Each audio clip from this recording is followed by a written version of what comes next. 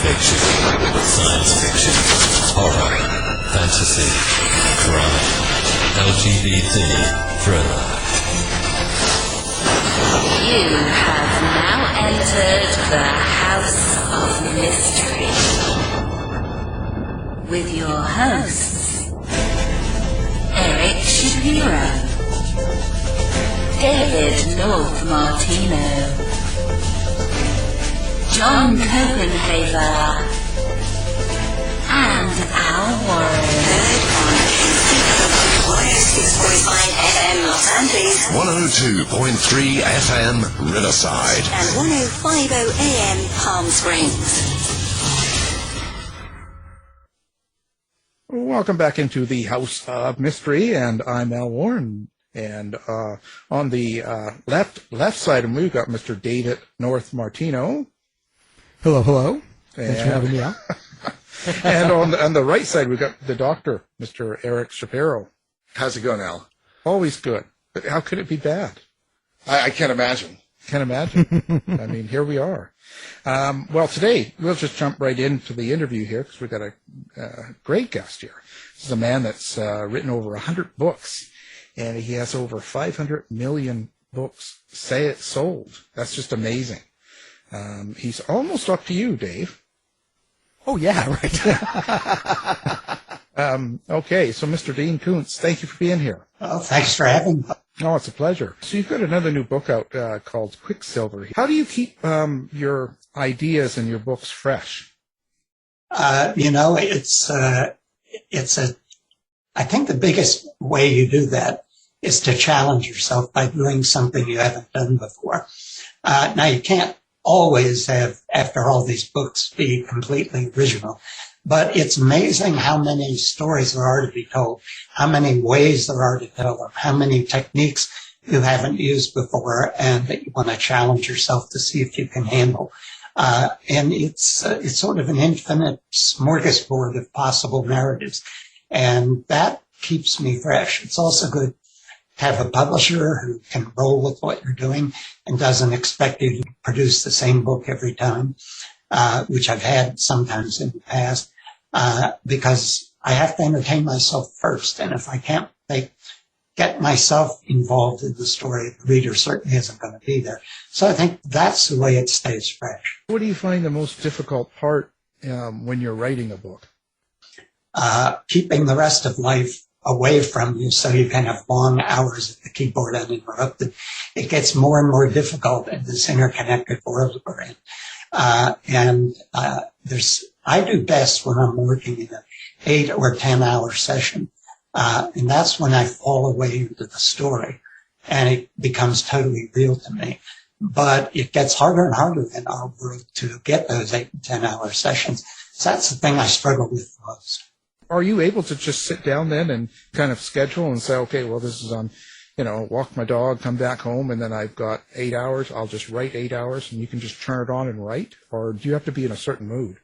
Well, I get up at 5:30 at the latest 7 o'clock. I'm at the desk. I eat lunch, if I eat it at all, at the desk, and I work through to dinner. And I walk the dog in the morning, and then other people walk the dog later.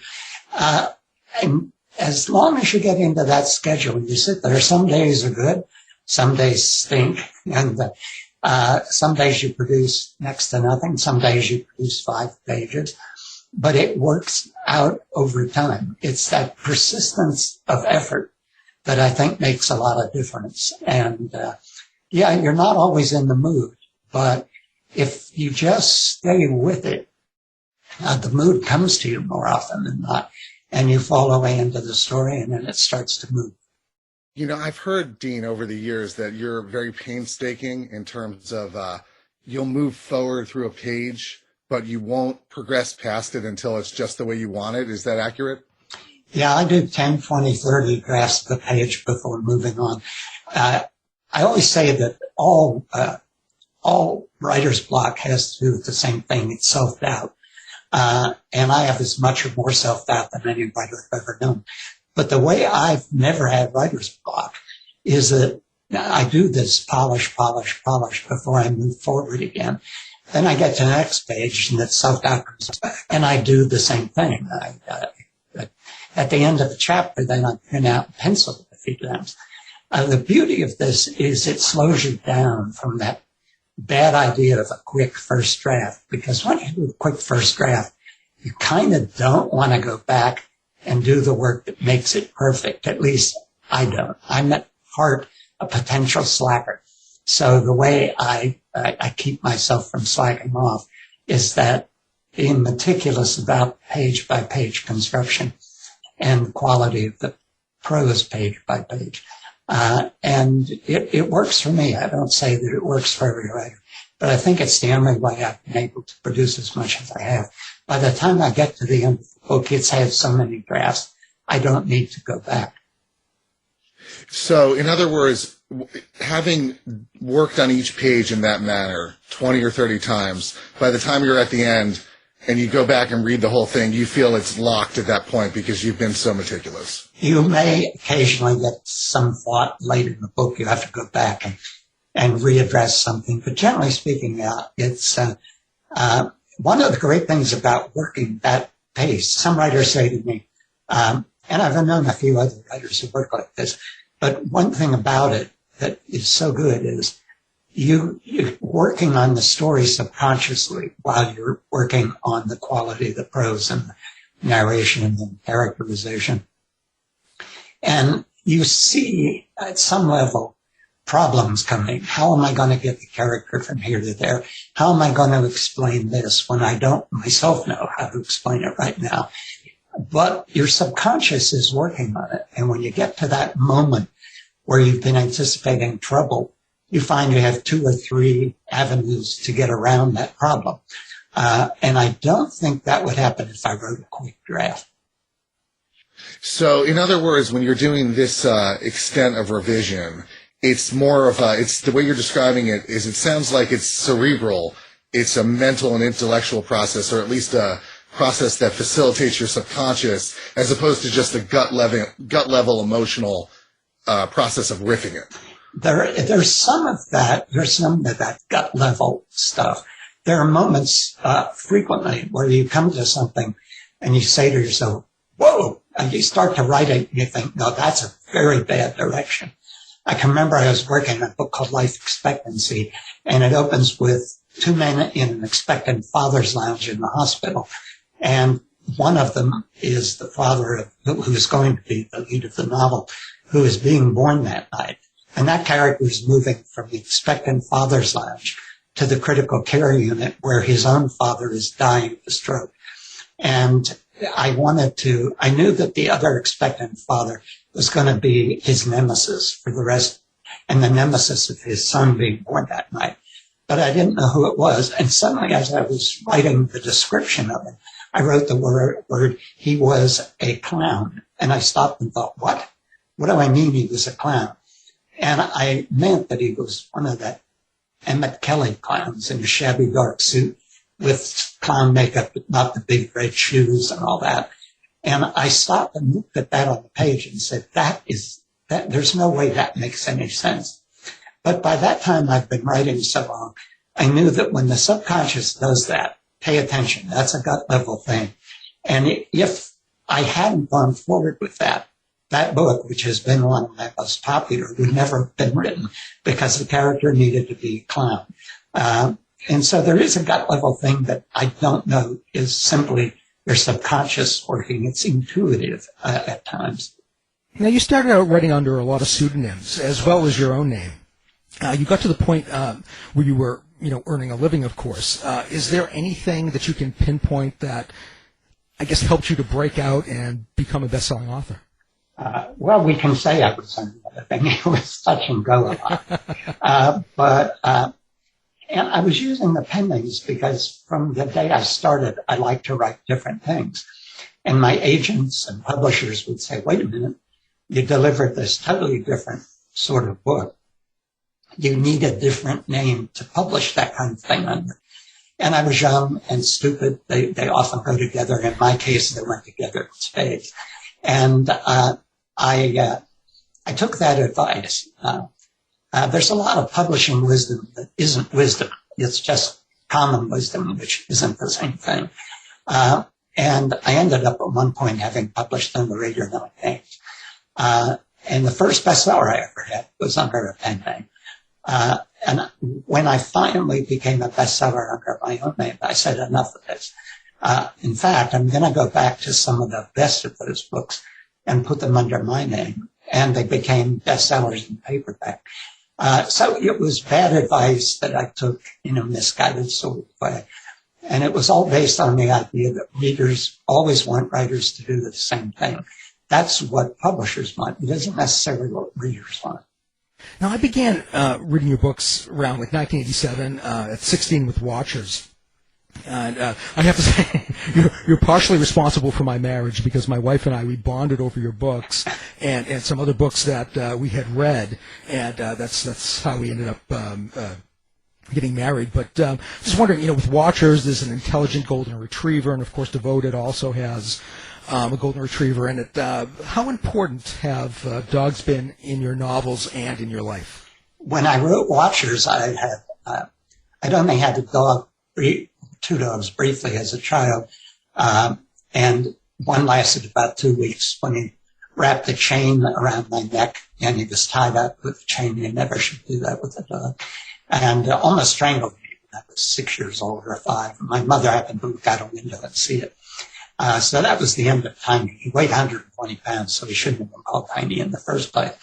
And I never had a dog as an adult, but I'd always admired golden retrievers. And the idea for Watchers came to me.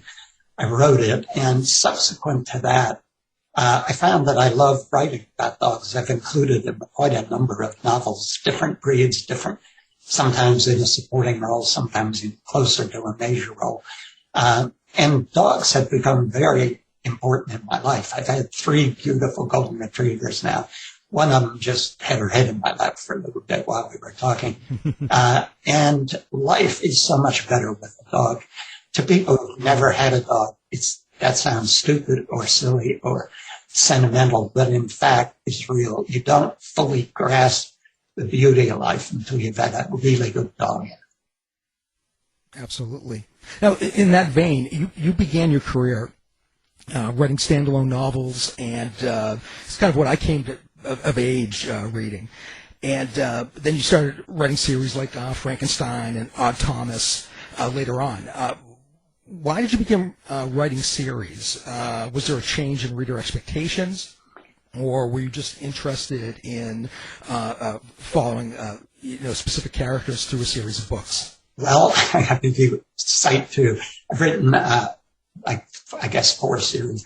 But these 2, it's interesting. It was different things that sparked the series.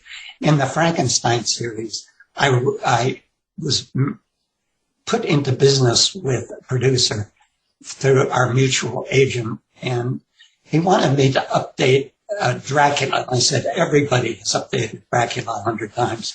Nobody has updated Frankenstein. I kind of think that's more interesting. So I wrote a screenplay.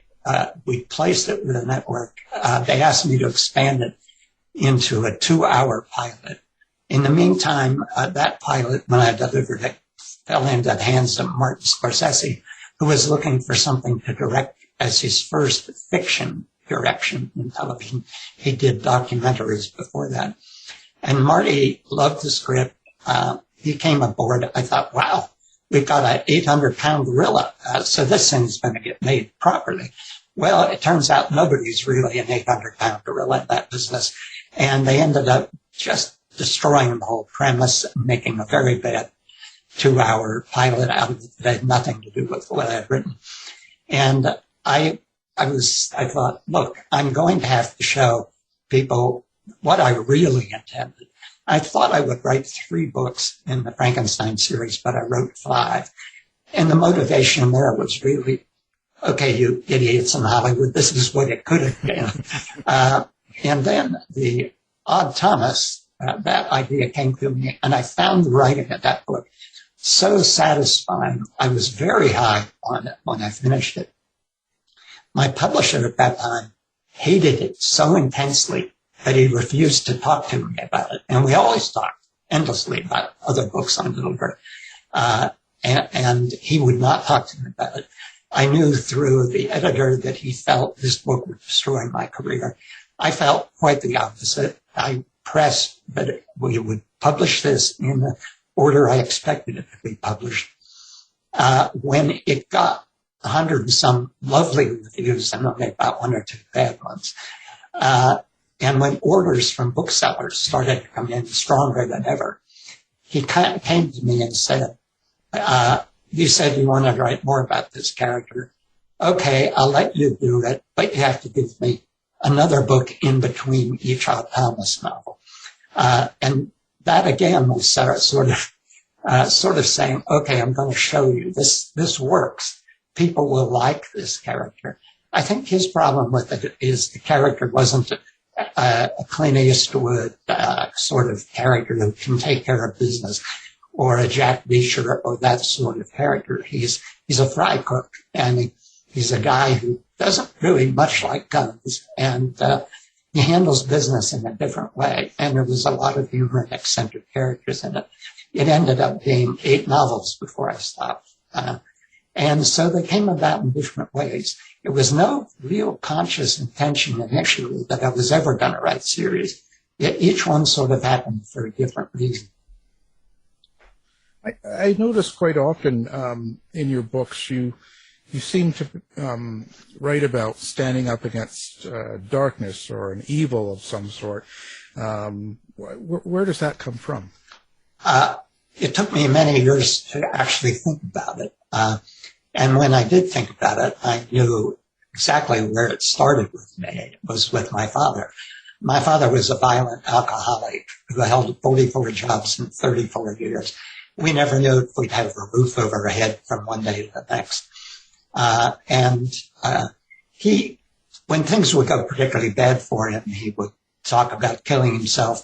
And more frequently, he would talk about it would be better if we all died together. I never knew if he was serious about that and meant it or not. And so I grew up in that kind of environment.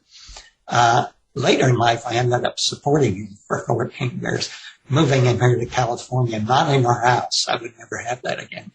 But I watched how my father lived his life, and I saw how unproductive that was, let's say. And later in life, he ended up on 2 different occasions in a psych ward. The first time he was identified simply as borderline schizophrenic with tendency to violence, complicated by alcoholism. But the second time he was diagnosed as sociopathic, which explained a great deal to me. Sociopaths have no human feelings as we know them, but they're very good at faking them. And that was my father. He could get people to invest in inventions he made that were impossible to sell. And then he'd spend the money on drinks and women and gambling, and never end up in jail because he could talk his way out of it. I think I began recognizing that evil was a real thing in the world then.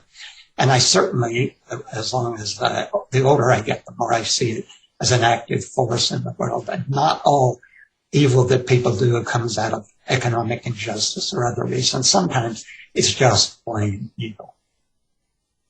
Yeah, I had a very similar upbringing with my father as well.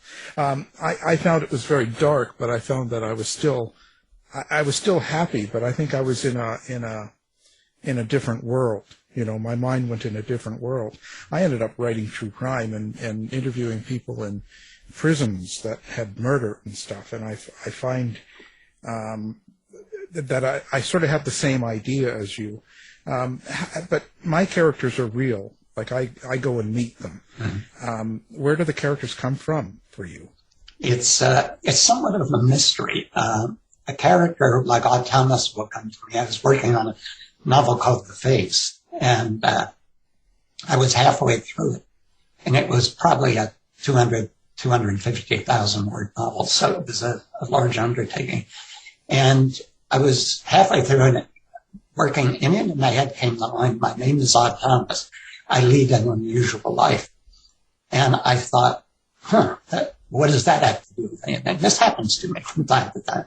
And I never write longhand. I always write on the keyboard.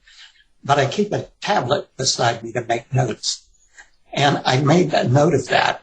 That wasn't going to be the exact opening, but I knew there was something in a character named Doc Thomas and that he led an unusual life. The next thing I knew, I was writing longhand, and I ended up writing the whole first chapter of that novel that day and the next, all longhand. And when I was finished with it, I kind of marveled at it and said, when I come back to this after finishing the phase, I'm going to think it's stupid, and I won't go forward with it. When I came back to it, that handwritten first chapter ended up being first chapter of the novel. So sometimes I don't know where the character comes from. But if in the first 15, 20 pages, that character doesn't sing, if he doesn't speak to me or she, if I don't feel for them, then I know it's the wrong character and it's the wrong story. Fortunately, by the time I get 20 to 30 pages, it nearly always continues to work out. You said earlier something about using your subconscious. So how do you become aware of your subconscious and help it in your writing? I don't think you can help it.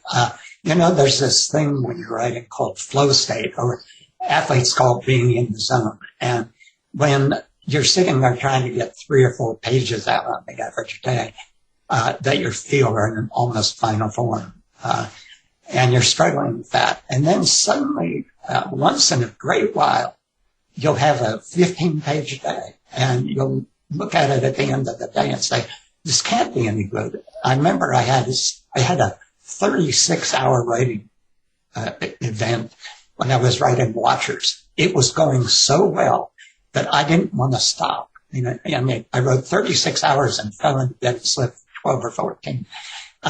And when I came back to all those pages I wrapped up in 36 hours and read them, I expected disaster. What I found was I hadn't even made a typo.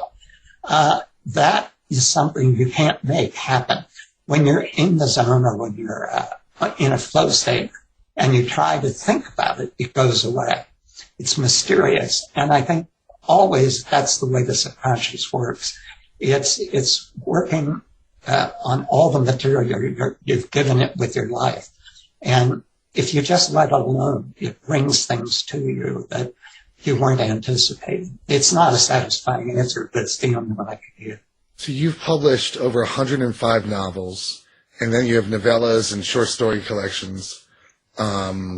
You spoke a moment ago about how if the character's not clicking in those first 20 or 30 pages, you know it's not the right story. I'm curious if you abandon projects with any rate of frequency, and if so, how many unfinished novels are there? There are not a lot of unfinished, because if it's not working, I abandon it pretty early. So I don't know, maybe 20 over the years.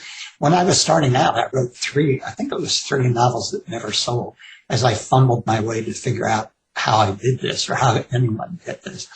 But it seems like a lot of production, but Henry James wrote 130 some books. And I think it comes down to anybody doing this. It's a matter of how long you do it and how much time you put in and how much you really enjoy writing it.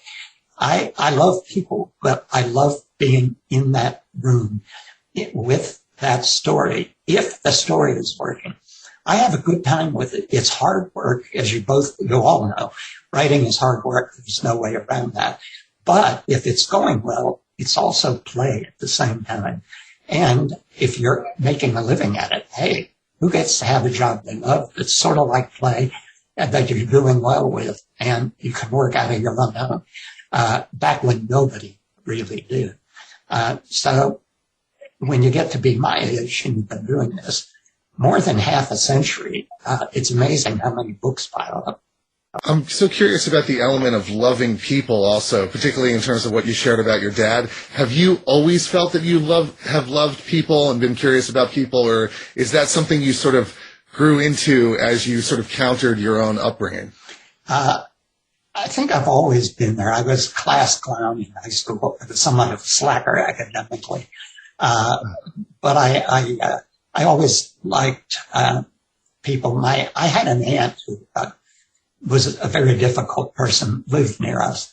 And I've actually thought of writing a book with this title, a memoir. I was not an unhappy kid. It was, I could always find somewhere to go, something to be interested in that made me happy. Books were there very early. By the time I was 8 years old, I was writing story. And when I got a bike and I could go anywhere in a small farm town and get away from that house, that made me happy. There were always things that made me happy. And this aunt of mine one day, this happened several times, she'd come upon me somewhere where I was laughing, where I was reading a book and just in a great state of mind. And she'd scowl at me because she knew the situation of my family. And she would say, "You're too happy for your own good. You better wake up." And I always thought that was strange, too happy for your own good. I didn't know such a thing was possible. But I've sort of always been that way. You can either be defeated by what happens to you or just say, "I'm getting past this. This is not going to be my life." And for some reason, that was the way I felt from quite a young age. So do you find, despite the fact that a lot of your work, it could be characterized as dark, suspenseful thrillers, and it has these mysterious elements, do you find that joy is a big motivator for you in terms of the day-to-day work and the volume of work? Absolutely. And also, not all my novels, Intensity, The Other Emily, some of them don't have a lot of room in them for humor. But Quicksilver is a comic novel in part. And I've written a lot of them have a high degree of humor in them. And sometimes that has caused problems, especially in the early years with publishers, when I was told you can't have humor in a suspense novel because nobody will be on the edge of their seat. And I said, listen, if you laugh with the character, he's more human, and you care more about him. And in fact, the way we deal with all the vicissitudes of life is humor. So everything becomes more real with that. But there was great resistance to it when I first was doing it. And if I was going to write a comic novel, it had to be a comic novel. It couldn't also be a suspense novel. And I found that was a very strange thing. I'm not sure if I remembered exactly your question, but I write a lot of dark now, I remember it. But the thing that readers say in mail, the most thing said most often, what they read these novels for, number one, before the suspense and the thrills, is the hope. And it struck me very profoundly when I started to get that kind of mail. And I had to stop and look at my own writing and say, that is actually what's here, because that's what I believe about life. I am an optimist and a kind of almost drunken optimist. So it comes through in the book, and people seem to really relate to that. Now, you're known to have an extensive vocabulary. Have you ever gotten pushback from a publisher or even readers for the vocabulary that you include in your stories? I've never had it from a reader. And there was a period of years where when the snail mail was still the thing, we got about 20,000 snail mail letters a year from readers. And I never got one letter saying, "Your vocabulary bothers me, it's too big, I'm driven to the dictionary." But I did get it from some publishers. I remember when I was at Putnam, before I became a bestseller there, my publisher told me, "You'll never be a bestseller because for 3 reasons. One, your vocabulary is much too big, and you've got to cut it down." I remember she said 500 words, which I thought was strange. "Your plots are too complicated and complex, and your themes are too complex." And I thought, well, it's what I do and here I am. I took it always to be what I found was often the case. Not my current publisher, by the way, with whom I'm almost deliriously happy. But I found that it was something I encountered in very much New York publishing, a very low regard for the average reader. And that surprised me, because when I would get the mail and I'd look at these letters, I would get letters from readers as young as 11 or 12 that were a lot more articulate and interesting than I could have written when I was 11 or 12. And it showed me that there was a vast audience out there that was ready for anything that challenged them more than most publishers seem to. Now, kind of in that vein, you wrote a book early in your career on writing. Would you consider writing another book with the knowledge that you have about the business today? I took that book, actually there were two of them, I took them out of print because I thought, what an idiot I was at that time. There's some good advice to him, but a lot of it is wrong. And the whole business has changed so dramatically that there's other things to approach. If I wrote a book about how to write, I don't even think I could do that anymore. I could write a book about how I write and how I love this language and what narrative fiction can do that fascinates me. When I was starting out, I was young and I thought, when I've learned all the tricks, which I don't know how many, I thought there were 48, 112, whatever, then writing these are going to get easier and easier. Well, what you eventually learn is there's an infinite number of tricks or narrative techniques, and there are an infinite number of potential stories. And so you're never going to learn all the tricks. The better way to go is say, what haven't I done? What could I learn to do better than I have on the next story? And that's sort of what I've done, how it's gone, and it worked. Now, earlier you were talking about having novels turned into films. What's your experience been like with Hollywood itself? And have you been able to give input into the films, or is it mostly hands-off, as it is with many authors? I got involved in it. I wrote screenplays. They all got green-lighted. Only a couple of them never got made because once they're green-lighted, then you find the director. He often turns out to be a cokehead or something else, and everything falls apart for other reasons. I can remember I was on a talk show, a TV show when Greg Kinnear had his own talk show, and he's a very nice guy. And I can't remember the movie that was coming out at that point. It wasn't based on my script. But he said to me, would you recommend people go see this movie? And because I'm always honest about these things, what came into my head to say was, Greg, if you had a choice of going to see this movie or nailing your hand to this table between us, nail your hand to the table, it'll be more fun. And that's been more often than not my experience with Hollywood. I love Stephen Sommers, the director of Odd Thomas, but Stephen had a horrible time on that movie because he raised money independently. Then some of it disappeared. I'm not going to say what I think happened to it. Stephen had to put some of his own money into it, had to scramble with a crew sitting in New Mexico to raise money to finish the picture. It never got to be what it could have been, but he was a gem, a jewel to work with. Martin Scorsese was lovely to work with and a generous and sweet person, but the whole project went off the rails. I have a number of projects placed now. I no longer want to write. I think the last thing I may have written, I might have done one thing later, was the screenplay for Phantoms. And I worked on that with Bob Weinstein, and that pretty much burnt me out on writing screenplays. I thought, stay with novels. You know that works, and you know you can control them. But right now, I have a very good film agent and very good book agents. I was without agents for 14 years because I got so burnt out on that process. But now I'm well represented, and we've got a number of projects placed for television with some really interesting people. So I've got my hopes up here. And I'm always ready to have them dashed. But I think in this case, maybe some of this will turn out okay. Let's talk about the new book, Quicksilver. So what's the premise of this book? Well, again, it's one of those things comes into your head. You don't know quite where it came from. In this case, I got this image in my head of a bassinet sitting in the middle lane of a 3-lane desert highway, totally deserted highway.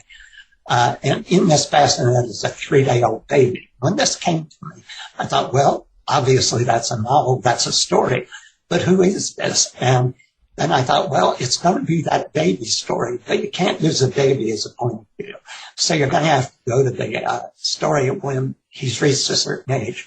And I knew in a few minutes he would be 19, he would have been raised in an orphanage. And he's telling you this story afterward. And so I thought, okay, so what happens to him? And I thought, well, nobody wanted him. He was abandoned on the freeway, or on this lonely desert highway. What if nobody wanted him when he was in the orphanage? He couldn't get adopted, no matter what the nuns tried to do, present PowerPoint presentations of him, and nobody would adopt him. And then suddenly I thought, okay, then the interesting thing here will be, he becomes 19, he leaves the orphanage, and within a year, every law enforcement agency in the country wants to get their hands on him. Now, why? And I thought about that for a while. And when I came up with the reason why, I laughed out loud and knew that it would be as much a comic novel as it would be a thriller. And that's sort of how it evolves. Sometimes they sort of evolve, and I don't work with outlines, so I never know all the story twists and turns. But I sort of need to know that much, something of that nature to get me going. And that's how that began. And it became a picaresque novel and road trip. When you're putting together something like that, is there a subtext in your mind or something that you want people to get besides the story? I knew that this story, you're sort of what the theme of the story are going to be. It always evolves into more than one theme, but I need one thing that this story is really going to be exploring. And I decided this one, and this theme interests me anyway, and it's about a particular, I think it's the way where all the evil comes from in the world. It's the desire of some people to have power over others, whether it's political power, whether it's the power of a violent husband over a submissive wife. It's where the desire for absolute power leads to evil and destruction. And I knew that was going to be part of what this book was about, and it was going to be this character representing a force about undermining and destroying certain characters within the story. I didn't know that were characters who lived for power over others. And so that became the underlying theme of the story. And then it develops others as it goes. Do you find in today's climate of, political correctness and stuff like that, do you find that you have to be careful on how you write dialogue for characters? I never want to write anything that offends anybody, but I never give it any thought, because it's not what I set out to do. If somebody is going to read something the wrong way, there's no way I can prevent that. And if you dwell on that too much, you're going to rob the story of any originality it might have, because there's people with genuine grievances, and then there's a lot of people with phony grievances, and you can't understand all of them. I've always felt I have political views, but the writers I admire, like Dickens, is a perfect example. Dickens is not a writer of politics. He's a writer about human travails. He's a writer about the evils of life, the things that can go wrong in society. But he never proposes political solutions to them. And I'm sort of the same way. I want to address those issues. But I think the moment you begin to layer politics into fiction, it's no longer art, it's propaganda. So it's best to stay away from all that and to stay away from thinking about how anybody's going to interpret anything. Just write about what's in your heart. So curious about the aspect of working without an outline. Does that allow you to surprise yourself a lot as you're going through the journey? I used to write from outlines early on. It was once I was selling regularly, then publishers would pay me, set a contract based on an outline. So they get an outline, I get the contract, they pay me half the money up front, I write the novel, I deliver it. And they would say, well, this isn't that much like the outline. I would say, no, it turned out a lot better. But in their minds, they'd spent a year or a year and a half waiting for this, thinking it was going to be one thing. Even if it was 80% that one thing, they didn't like it because it wasn't the other 20%. And I became so frustrated with that I finally decided with a novel titled Strangers, I was not going to use outlines anymore. I just start with the premise, a couple of characters I was interested in and see where it would go. And it was an odd novel to start that way because it was like 250,000 words with a very large cast and multiple storylines. But it turned out to be the first hardcover bestseller I ever had. And it launched the career into new territory. And after that, I've never wanted that one again. And yeah, I am constantly surprised by where things go. But it's almost always to a good place. I say, I don't know how other writers figure to do this, but I always say I give my characters free will. I let them go anywhere they want. And if they go somewhere I don't think they should, I really seriously consider my opposition to it, because I've learned over the years that moment they take a detour usually is going to be more fruitful than what I had in mind. Now, some people say, well, you're creating them. They don't really have free will. They're not real people. It's the only way I can describe it, because when I stop trying to manage characters, the stories get much more interesting. I'm also so interested in these pseudonyms from early in your career. I'm wondering, did each of them have their own personality, style, and sensibility, or oftentimes was it more convenience and just, playing with different names? How did that work? It was, several of them had Scottish names, because at that time you would see so many suspense writers like Alistair MacLean, Hammond Innes, they had Scottish names. So Brian Coffey, there were a couple more like that. I wrote under a female name. It was, let's see. I see Deanna Dwyer and Lee Nichols. Yeah, Lee Nichols was the big one. Lee Nichols' first book sold over 1 million paperbacks. Wow. And somebody said to me, how do you get into the head of Lee Nichols when you're writing this? And I said, well, I put on a dress and a flowered hat, and then I go to bed.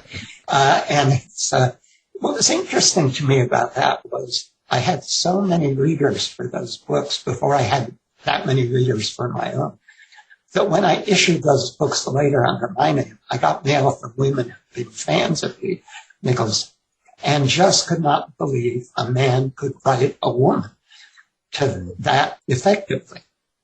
And that surprised me, because I said, well, I've known women writers who write men characters quite effectively. Why would you think men can't? And the answer would always be because they don't. And I think that has changed a lot. But there was a prejudice in publishers in those days. If a novel was aimed at women, it should be written by women. And I think that led to men not really being that interested in going in that direction in that time. Okay, I'm gonna, if you'll indulge me, I'm gonna name some of your pseudonyms, and I want you to give a comment on what they're like. I'm gonna start with Lee Nichols. What is she like as a writer? She was all over the map, sort of like I am. She wrote one book that was pretty much a horror novel, but it was also police procedural. She wrote International Intrigue, and she wrote a book called The Eyes of Darkness that had a virus escape from a lab in Wuhan. This was 40 years ago. So she was a little bit precognitive, I think. What about K.R. Dwyer? K.R. Dwyer wrote just a few suspense novels for Random House, and he was very minimalist stylist. Go for the throat, propel the novel, get it done in 200 pages and beyond the next. David Axton. One novel, David Axton wrote a novel called Prison of Ice, which I later put under my name under the title Icebound. He was a guy who wanted to be Alistair MacLean, because it was a point where I loved Alistair MacLean. Deanna Dwyer. That was very early on. I couldn't make a living at writing. I was writing science fiction and knew I was going to have to give that up, because it was what I read as an adolescent, but it wasn't where my talent was. And I had an editor who said, I can keep you afloat while you're trying to find your way if you'll write Gothic romances under a pen name. And that was where Deanna Dyer was born. So that was writing a Gothic paperback novel in a month. And you would be paid in those days $3,000 or $4,000, which is much more then than now. And the last one, the estimable Scottish writer Brian Coffey. Brian Coffey did some pretty interesting stuff. He wrote 3 books in a series, but that was his least work. Then he wrote a book called The Voice of the Night, which has been in print under my name for a long, long time now. And he wrote another book that I eventually put under my name because I killed off Brian by that point. But he was adventuresome in a way that many of the other pen names I used at the time were. Now, there's a concept in Quicksilver of the strange magnetism that draws the main character, Quinn Quicksilver, into the plot. Does that idea come from something in real life that you researched, or is it purely your imagination? It actually is something I stole from myself. It's something that Odd Thomas has. He calls it psychic magnetism. And in the first novel, it leads to he's following psychic magnetism, and he doesn't know where it's leading him. And at the end of the novel, it leads him to this great tragedy. I was fascinated that in the Odd Thomas novels, and I thought I would use that a little bit again in Quinn Quicksilver, but it was just something that I invented for Odd and decided to use again. Now, when you write Quinn or any of your other characters, do you have an inner monologue? Can you hear your characters' voices in your mind as you're writing? Very often, yes. If I write with my office door open at the other house, this was true, and my wife's office was right next door to mine, and people were coming and going past the door, they would hear me sometimes laughing out loud, and sometimes in tears, and it would be about the characters, and often when laughter was there, something the character was saying. I can hear how a character speaks. I know in the Jane Hawk novel, there's one of them, I think it's The Whispering Room, where she ends up in Arkansas. And I had what I thought was going to be a 2-page scene with her in this rural crime boss. But I heard his voice and that accent and the patois so clearly that the scenes with him expanded. And it was because I heard him and I loved hearing him. I just wanted to write more from that voice and hear him talking and hear him interacting with her. And she was a voice that came to me. I never thought I'd write 5 books with her. I thought it was 3, but I couldn't stop because I couldn't get to see what she was doing next. And I loved particularly how she spoke. My editor said at one point, I love how she talks to the bad guys. And I said, so do I. She delights me when I listen to her talk. And so, yeah, if the character works, I can pretty much hear them. Now, is that how you decide on point of view, whether it's going to be first or third person? Does it depend on how the character is talking to you or how you're kind of visualizing the story? Yeah, to an extent. Odd Thomas just came to me in the first person. And it would have been easier to write the next 7 books if I'd have been able to have multiple viewpoints. So you should occasionally, but then again, it wouldn't have been as good because his voice is what carries those books more than almost anything else. And so I like books with multiple viewpoints because it does let you shift around and change around, and give the reader different experiences. But every way you approach a story is interesting in its own right. It just is an intuitive thing. And well, if the story is one that's a big, sprawling story that's going to have storylines in different places, like Strangers or The Face or From the Corner of His Eye, or I have a book coming out later this year called The Big Dark Sky. Those require multiple viewpoints. So it's sort of the material that drives it. When you mentioned Eyes of Darkness earlier, it's funny because there's a lot of stories around the internet about how you predicted the coronavirus, the Wuhan 400, years ago. How do you feel about something like that? Well, I got rather startled by the fact it became such a big deal. And I was seeing all these things about how precognitive I was. And finally, I said in one interview that I hoped would settle it. I said, look, the only reason it was in Wuhan is in my research, I turned up this biological warfare laboratory, which is what it is. It's not just a biological laboratory. It has been for around 50 years, a biological warfare lab. And that's what I needed in the story. So I said this came from this biological warfare lab in Wuhan. Now, the book does not predict a pandemic. It isn't about that kind of thing at all. But that's what a lot of people over the internet were saying. So in an interview, hoping to put an end to this, I said that, look, I have no precognitive ability. I have no psychic ability. I have no idea what I'm having for dinner tonight. And I hope that kind of approach should put an end to it. And it didn't. It just had to die out on its own. Yeah, then they start blaming you for being in on it.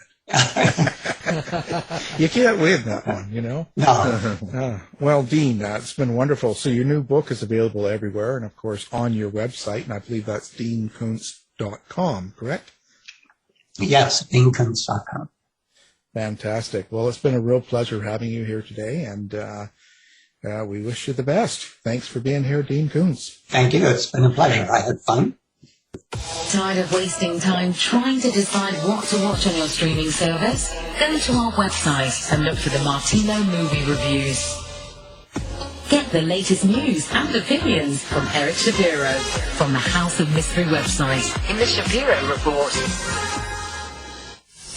To find out more about our show, guests, or to listen to past shows from our archive, please go to www.houseofmysteryradio.com.